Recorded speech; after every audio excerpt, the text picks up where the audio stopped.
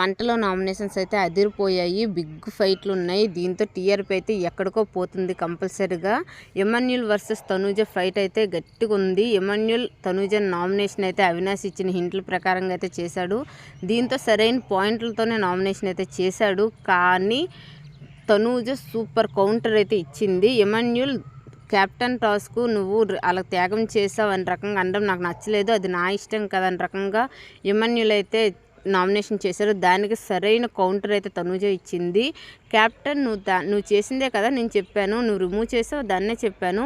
అదేవిధంగా క్యాప్టెన్ని త్యాగం చేసిన బ్యాండ్ని నువ్వు మళ్ళీ క్యాప్టెన్ అవ్వాలనుకునేటప్పుడు నేనెందుకు క్యాప్టెన్ అవ్వకూడదని ఎన్కౌంటర్ ఇవ్వడం అయితే నాకైతే చాలా చాలా బాగా నచ్చింది. అదేవిధంగా సుమన్ వర్సెస్ తనూజలో చూసుకుంటే సుమన్ నామినేషన్ చేయడంలో తనూజకు తప్పేం లేదు. ఎందుకంటే సంచాలకుగా ఫెయిల్ అయింది తనూజ అక్కడ. అదేవిధంగా తనూజ అది సుమన్కి కెప్టెన్ అవ్వకూడదు అని రకంగా ఏం లేదు, హెల్ప్ చేయాలని చూసింది.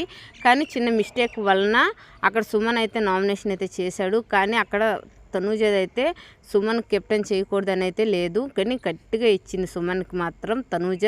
యాక్చువల్గా సుమన్ గారు నామినేషన్ చేయడానికి కారణం వాళ్ళ ఆవిడ ఇచ్చిన హింట్ల ప్రకారంగానే. అదే విధంగా చూసుకుంటే కళ్యాణ్ వర్సెస్ డెమోన్ పవన్లో ఈరోజు కళ్యాణ్ వైల్డ్ ఫైర్ని అయితే చూడబోతున్నాం మనం. కళ్యాణ్ సూపర్ పాయింట్తో డెమోన్ అయితే నామినేషన్ చేశాడు. వావా అనిపించాడు. నువ్వు కెప్టెన్ కంటెండర్గా నేను తీసానని బాధపడేటప్పుడు కెప్టెన్ కంటెండర్ నువ్వు అయ్యేటప్పుడు లోపలికి డెన్ లోపలికి ఎందుకు నవ్వుతూ నువ్వు సాక్రిఫైస్ చేసావు రీతూకి అని రకంగా నామినేషన్ పాయింట్ అదరగొట్టేశాడు కళ్యాణ్ ఈరోజు. అది పాజిటివ్ అవుతుందా నెగిటివ్ అవుతుందా అనేది ఎపిసోడ్ చూసి మనం జడ్జ్ చేయగలం ఎవరు తప్పు అనేది. కానీ ఆల్మోస్ట్ నాకు తెలిసి 90% సూపర్ అనిపించాడు కళ్యాణ్. అదేవిధంగా బన్నీ గారు 2 కూతురు నామినేషన్ చేశాడు.